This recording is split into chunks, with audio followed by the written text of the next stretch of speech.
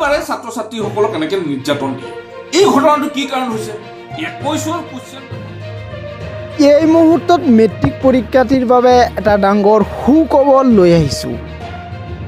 Matric পৰীক্ষাৰ্থীসকলক কাষত থিয় দিছে সৌদহম ছাত্ৰ সন্থা চমুকৈ আছুৱে।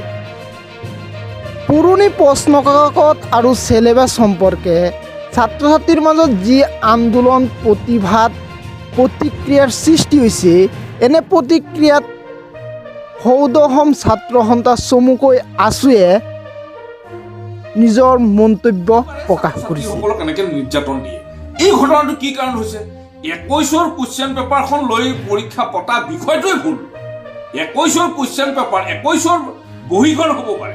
21ৰ যদি বহীত চিলো মাৰা আছিল, মোহৰ মাৰা আছিল, সেইবোৰ বহীও হয়তো সহ্য কৰিব পৰা কথা, কিন্তু কুৱেশ্যন পেপাৰখন তেওঁলোকে 21ৰ কি কাৰণ? গতিকে এইটো চেবাৰ আচলতে একেবাৰে এটা একচত্ৰী ধৰণৰ কথা আৰু তেওঁলোকৰ অসমৰ ছাত্ৰ ছাত্ৰীসকলৰ প্ৰতি এটা অন্যায় আৰু সেৱা কৰ্তৃপক্ষই ইয়াৰ বাবে কিন্তু জবাবদিহি হ'ব।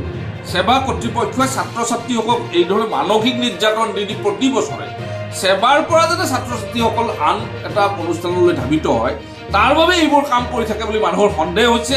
আৰু এতিয়া ইমিডিয়েটলি বাৰে বাৰে কৈছোঁ, আমি অসমৰ মুখ্যমন্ত্ৰীলৈ আহ্বান জনাইছোঁ, এই বিষয়টোত হস্তক্ষেপ কৰি এই ছাত্ৰ ছাত্ৰীৰ প্ৰতি কৰা মানসিক নিৰ্যাতনৰ বিষয়টো অতি শীঘ্ৰে সমাধান কৰাৰ দাবী।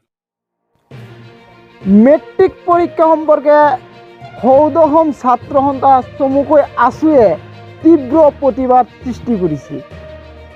সেৱাই পুৰণি প্ৰশ্নকাকতেৰে এইবাৰৰ মেট্ৰিক পৰীক্ষা অনুষ্ঠিত কৰাত যি সিদ্ধান্ত লৈছে, সেই সিদ্ধান্ত আছুৰ মতে ছাত্ৰ ছাত্ৰীক মানসিক নিৰ্যাতন কৰা হৈছে বুলি আছুৱে মন্তব্য প্ৰকাশ কৰিছে।